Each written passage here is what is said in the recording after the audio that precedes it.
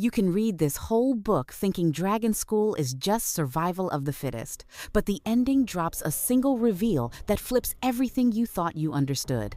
Yes, there are dragons. Yes, there are lethal tests. But the real reason Violet even got through those doors? That part, most readers miss the first time. Dragons at college sounds like a relaxing time, right? If your top goal was peaceful study, you would have signed up for the scribe quadrant. Here comes everything big: the breakups, breakdowns, secrets, deaths, and jaw-dropping reveals. Nothing gets left behind. If you're reading just for good vibes, you may want to try yoga instead. Navarre is a kingdom with more enemies than food regulation officials, held together by a single war college where safety inspections are more rumor than fact. It starts with Violet Sorengale, a not-so-brawny, not-so-tall 20-year-old who hoped to coast through life guarding museum relics. Her mother, General Sorengale, takes a wrecking ball to that quiet life by ordering her into Basgiath War College, the Writers' Quadrant to be exact. Only 2 exits: graduate or get diced like onions for the world's roughest stir-fry. Violet is instantly out of her depth, and the narration clings to her drama-soaked, hyper-observant first-person view. She is the type to read every safety warning, then nervously sign the waiver anyway. Violet's fragility goes beyond surface weakness. Her joints ache, she bruises and dislocates easily, making every impact a threat. Most cadets come away from training with bruises. Violet ends up repairing joints from even gentle bumps. Her solution is total over-preparation. She packs her brain with dragon lore, poisons, and step-by-step battle strategies, hoping to outthink what her body cannot outfight. If you want fantasy college with no conspiracies and 0 murder plots, Basgiath is not your school. Violet's first days read like a disaster had a guide. Her older sister Mira tries desperately to help, but there are no sibling preference points here. The entry exam is a terrifying gauntlet called the parapet. Hundreds try it. About half fail before ever seeing a dragon. Even the staircases are out to get you. Violet stands out the minute she arrives, and not in a fun way. Everyone can see she bruises at a glance, and her last name paints a bullseye on her back. Bullies, proctors, and rivals are basically betting on her early demise. Xaden Ryerson, outcast rebel royalty turned wing leader, is assigned to keep her within sight. That is no comfort, given his reputation is equal parts lethal focus and dark calculation. Xaden is living with the aftermath of rebel executions and forced loyalty oaths. Most cadets want Violet dead to bump up their survival odds or just spite her mother. Rule 1. There are 0 safe alliances, and every step is watched. Imagine high school, but gym class actually removes half the class. On day 1, a rival tries to throw Violet off the parapet. Once you cross that fatal line, you graduate instantly to school legend as a warning. Violet barely survives by grabbing a last-second chance and exploiting her rival's mistake. No second chances. Show weakness, you become everyone's moving target. Now, every decision is survival math. The first real trial after arrival is the infamous Gauntlet, a brutal obstacle course that sees cadets dropping left and right. This is not a test for fun. It's a masterclass in disaster engineering. Violet survives not through muscle, but by rerouting a pulley and applying pure logistics. Her brain is her sword, her balance sheet, her shield. At this point, she's still standing, but more than a few original classmates are out. If you ever wanted to see problem solvers thrive among adrenaline junkies, here's your proof. Orientation ends, but threats do not. Violet faces open hostility from many, especially Jack Barlow and his crowd, who target her for her mother's legacy and her apparent weakness. Deaths start early and keep coming. Cadets like Amber are burned alive during challenges. Their fate is a brutal reminder that odds are never good. Violet does find rare allies: Rhiannon, a genuine friend possibility, and Liam, assigned to guard her by Xaden but loyal to her above all. Mira checks in, but she is running out of ways to help. As for Brennan, Violet's brother, He's been declared dead before we even begin. File that thread for later. Training at Basgiath is a leap into a mix of politics and survival.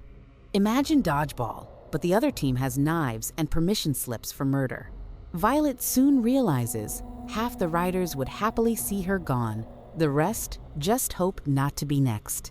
Xaden, leader of the Marked Ones, rebel orphans forced into the kingdom's ranks, is always just close enough to help or hurt her. His protection is real, but never simple. It's a survival tactic and a dangerous chess move, not a lifeline. During this brutal training arc, we finally meet the dragons themselves. Here is where the rules get weird. Dragons in Navarre select their riders, not the reverse. They have zero time for weakness. Most students who do not impress are, to put it gently, immediately set on fire. The threshing is the main event. Survive or get burned. Stakes could not be higher, and neither could the body count.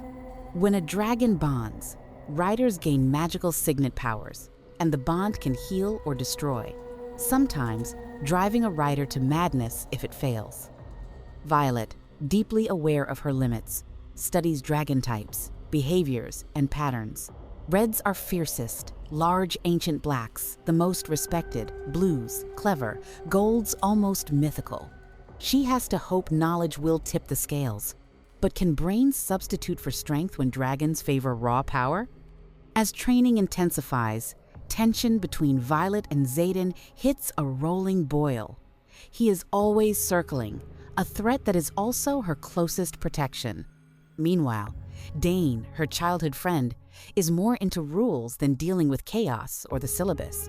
Factions shift, Jack's bullying escalates, and a mysterious black dragon starts appearing near Violet at key moments. It's clear the system and the student body both want to chew her up. Violet drags herself past initiation, battered and running low on trust. The threshing finally arrives, the public dragon rider draft, a blood sport to rival anything in fantasy fiction. Each cadet faces the dragon solo. Most expect Violet to go out in a fireball. She steps up, mixing nerves with strategic positioning. At first, no dragon wants her, and her odds are hopeless. Suddenly, a massive black dragon, Tairn, notices the way she avoids direct conflict. He is ancient and deeply sarcastic, her only hope. But then Violet risks everything to shield a small golden dragon, Andarna, from an attack. Andarna is young and curious, not expected to bond with anyone.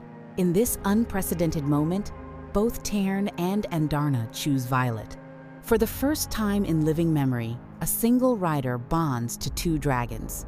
The collective gasp from both humans and dragons can be heard in orbit. Violet's reputation is shattered and remade in a single stroke. At this point, she has gained Tairn and Andarna, but lost half her friend group in the process. Sometimes a win comes at an impossible cost. This double dragon bond changes everything.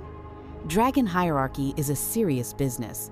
Reds are aggressive, blacks ancient and powerful, blues clever and deeply respected. Golds almost never bond at all. Reputation among riders swings on these choices. No one expected Violet, a frail, book-obsessed underdog, to walk out as the only known dual-bonded rider. The rules of power have just been rewritten overnight. After bonding, most riders wait to see what signet magical ability will manifest. Here is where the rules get weird. Violet waits weeks with no signet, making everyone doubt whether her big bonding was a fluke. Not even scholars can guess how two dragons' magic will interact. Tairn's elemental power is lightning, while Andarna's magic manifests as a rare ability that seems to freeze the world around Violet. But Andarna can only use it briefly, and only once before exhaustion sets in. Every gift comes with a physical cost, and Violet's delayed signet is the talk of the school. Training levels up after threshing. Now, bonded riders go through intense dragon culture classes, advanced maneuvers, etiquette lessons that make cotillion look chill, and a clockwork schedule of violence. Violet's health is barely holding, and rivals see her dual bond as the world's ripest target. She clings to Rhiannon and Liam. Skyle, the blue dragon bonded to Xaden, also enters the network of alliances, but only through Xaden himself. A crucial event arrives: the War Games. Cadets must battle in squads, capture rival flags, and outmaneuver their enemies with no dragons, just human skill and strategy. Violet's team with Rhiannon and Liam turns weakness into an asset, using superior tactics to outflank stronger squads. Their victory is a shock to the school and launches Violet from underdog to credible leader. It's a turning point in reputation and in real-world alliances. Meanwhile, on the relationship front, Violet is torn between two poles: Dane, the system loyalist who drowns her in rules, and Xaden, dangerous but oddly genuine. Their tension bubbles through every exchange. Dane's magical signet is the ability to read memories with a touch, at first comforting, then weaponized. After the War Games, Dane violates Violet's trust by rifling through her memories for hidden secrets. This move torpedoes any romance and nukes their lifelong friendship. Violet is left to pick up trust splinters and sift through betrayal. Dane's violation marked the first point where Violet realized trust could be an illusion. But how many more illusions are hanging over the riders before the final test? The next big test is a field mission beyond the college's magical wards. Violet and her cohort are ambushed by Wyvern and their corrupted Venom handlers. Many are killed. This is survival for real, not just training. In the chaos, Andarna uses her rare power to freeze the world long enough to save Violet, but the effort drains her completely. As the attack hits critical, Violet's own signet appears for the first time, explosive lightning that turns the tide but nearly destroys her in the process. Here is where the rules get weird.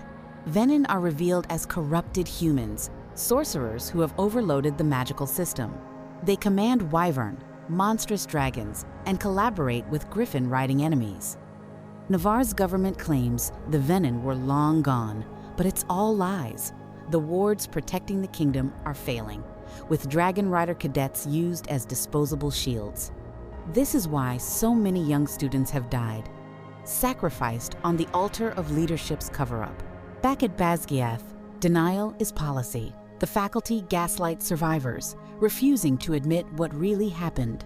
Cadets who ask the wrong questions disappear. Violet, Xaden, Rhiannon, Liam, and a core group start digging. Records in lonely archives show the wards have been failing for years, and every death covers another secret. Violet's faith in Dane was already shattered, but the truth about leadership goes wider and deeper. As the school year closes, Violet and her allies break the rules by crossing borders to see the truth firsthand. They witness Venom, Wyvern, and Griffin attacks on settlements, real threats, not the fairy tales used to scare cadets. The ultimate battle erupts at the border. Dragons and riders fight on the edge of collapse. The Venom's magic cuts through their line. In the chaos, Liam throws himself into a killing blow meant for Violet and dies a hero. Her signet finally unlocks completely, but every blast of lightning leaves a new wound. Right before the climactic battle, Violet wonders if trust is shattered, her dragon bond untested, and her enemies both inside and outside the walls, how can she survive what comes next? Aftermath is merciless. Violet spends days near death, her body a tally of wounds and exhaustion. The group is fractured. Loss and trauma haunt every survivor. The kingdom's lies are exposed. Leadership has hidden the real enemy and used students as pawns. Violet sides openly with Xaden and the rebellion, finding a found family with Rhiannon, Scale, Andarna, and Tairn. Dragons warn that more secrets remain, and surviving the year was only phase 1.